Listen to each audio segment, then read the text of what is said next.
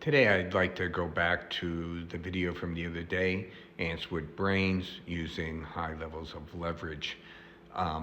What that was is Millennial had lost $900 million picking up basis points in front of the steamroller where they were just trying to guess, algorithm, the overweight, underweight of ETFs rebalancing.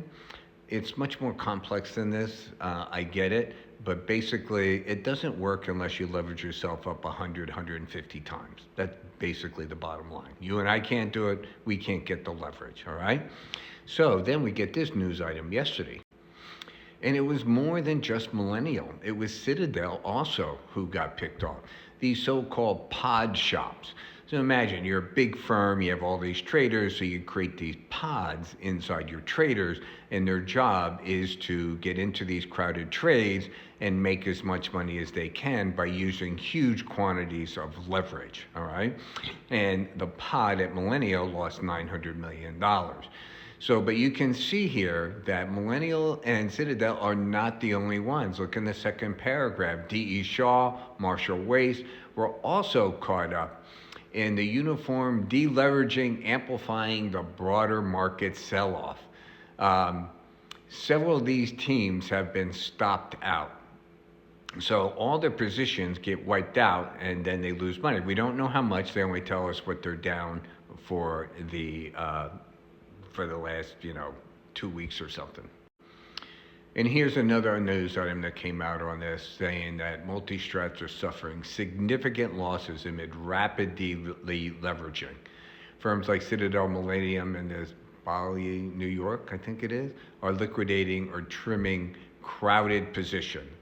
So everyone knows. So what did I tell you the other day? When these trades start in the beginning, when someone thinks them up, they're rich, right? So what we have is the margins are thick, as they say.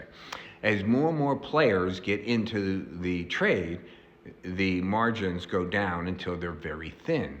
Then the only way that they can make money is by leveraging up 100, 150 times so that they can then make 9, 10% on something that no one can make money on unless you're leveraged up. So notice what they're saying amid rapid deleveraging, okay?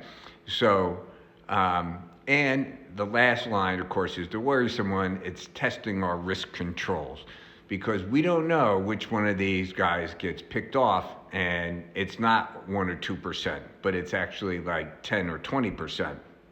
And then they have all kinds of problems. As we said in the Ants with Brains video,